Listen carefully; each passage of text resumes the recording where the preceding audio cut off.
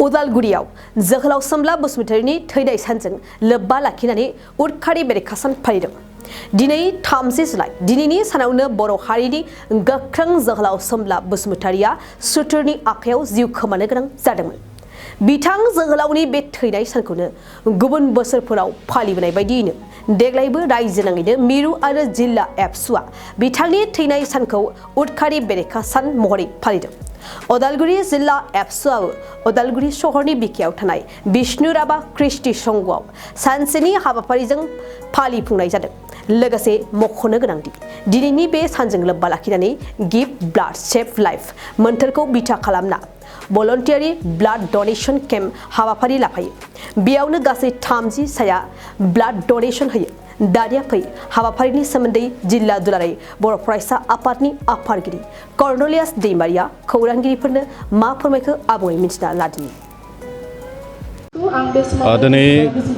दुलाराय बर' फरायसा आफादा जोहोलाव सोमब्ला बसुमतारी बिथांनि 27थि थैनाय सान बेखौ सारा आसाम नाङैनो बेखौ फालिनाय जादों। बेबायदियैनो उदालगुरि जिल्ला दुलाराय बर' फरायसा आफादाबो दिनै उदालगुरिनि बिखायाव थानाय जे विष्णु राभा कृष्टि संघनि नैबे नब्लाङाव जोङो दिनै 27थि जोहोलाव सोमब्ला बसुमतारी बिथांनि थैनाय सान आरो बे सानखौनो जिहेतु जोङो दुलाराय बर' फरायसा आफादा उदखारि बेरेखा सान हिसाबै जों फालिबोदों। दा बे हिसाबै दिनै जिल्ला आफादा उदालगुरि जिल्ला दुलाराय बर' फरायसा आफादा दिनै विष्णु राभा कृष्टि संघआव जोङो माखासे हाबाफारि लानानै जेरै फिरफिला बिरहोनाय, सोमब्ला बसुमतारी बिथांनि सावगारियाव बिबार बावनाय आरो ब्लाड डनेशन केम्प जों बेबायदि हाबाफारिफोर लानानै दिनै फालिनो थाखाय जों थि खालामदों। दा बे हिसाबै दिनैनि बे साननि गेजेरजों गासै बर' माहारिखौ आङो खावलायगोन जे दिनै थांनाय समफोराव जि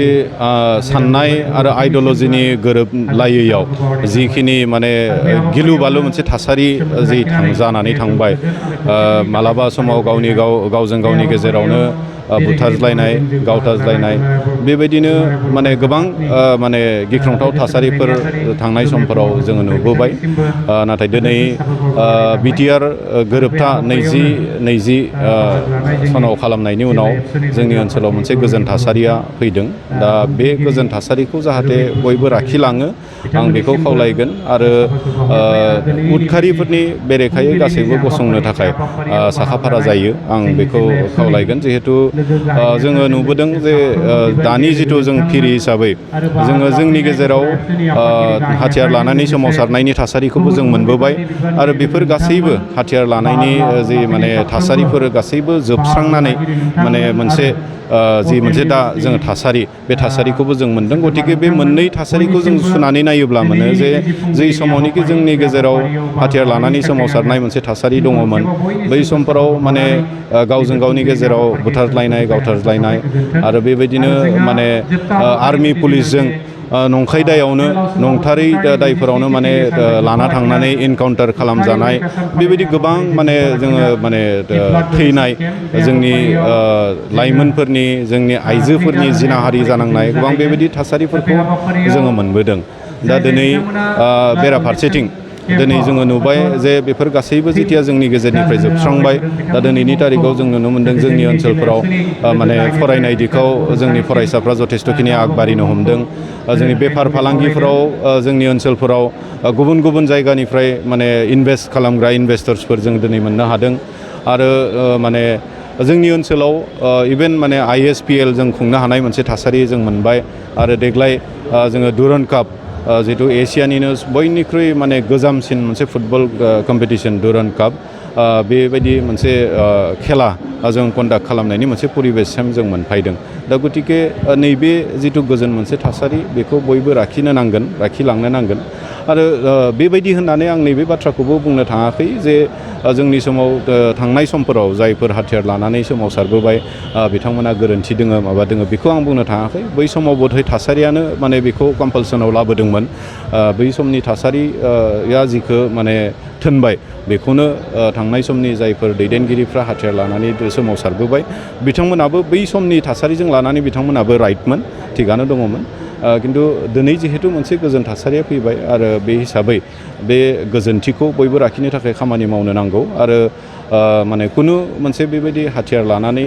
सोमावसारनाय बा हाथियार लानानै माने सोरखौबा सिगि सुख्ल' खालामनानै रां खामायनाय मानाय बेफोर गासै साननायफोरखौ जाहाथे गासैबो गारो नङाब्ला जोंनि ओनसोलाव आरोबाव थांनाय माने 30 बोसोराव जिबायदि जोङो भुगिबोबाय माने पुलिस आर्मिफोरजों गावजानाय न'निफ्राय हमना लाना थांनानै बहाबा लामा दथाफोरावनो गावथारनानै गारना दोनजानाय बेफोरबायदि थासारिफोरा माने फैफिननो हमोब्ला खोब आरोबाव माने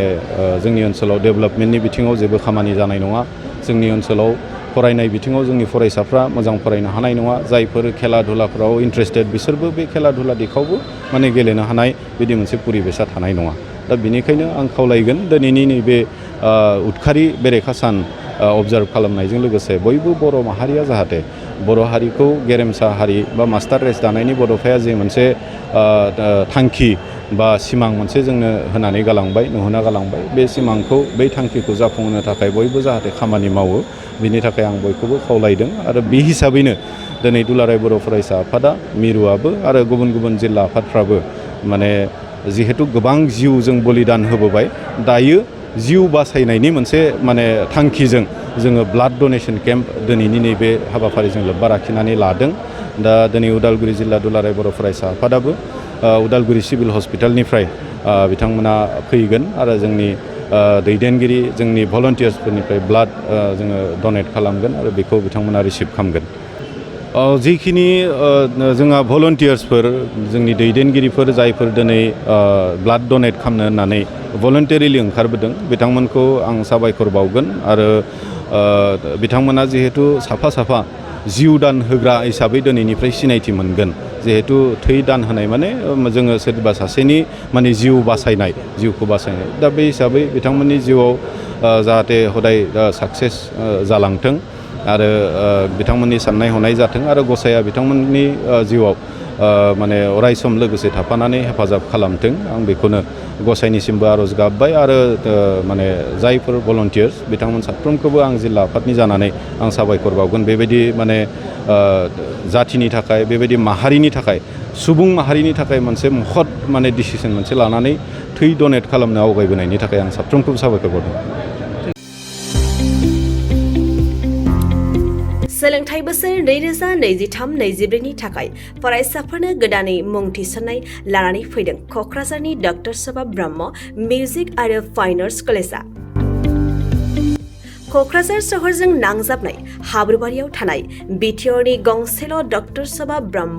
मिउजिक आरो फाइन आर्ट्स सरकारि कलेजाव दायो फरायसाफोरनि गोदानै मुं थिसननाया अनलाइननि गेजेरजों सोलिगासिनो फरायसाफोरा क'क्राझार मिउजिक एन्ड फाइन आर्ट्स.in वेबसाइटआव थांनानै मुंखौ थिसननो हागोन 12 थाखो उथ्रिसारनाय फरायसाफोरा bachelor of fine arts bachelor of music आयदानि थाखाय मुं थिसननो हागोन बे सरकारि कलेजाव मोजां सोलोंथाइजों लोगोसेयैनो हौवासा हिन्जावसाफोरनि थाखाय आलादायै हस्टेलनि खाबुबो दं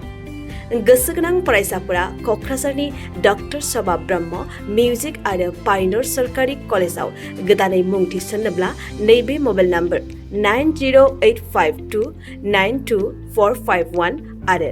93654912557 आव थोंजों सुलाद लानो हागोन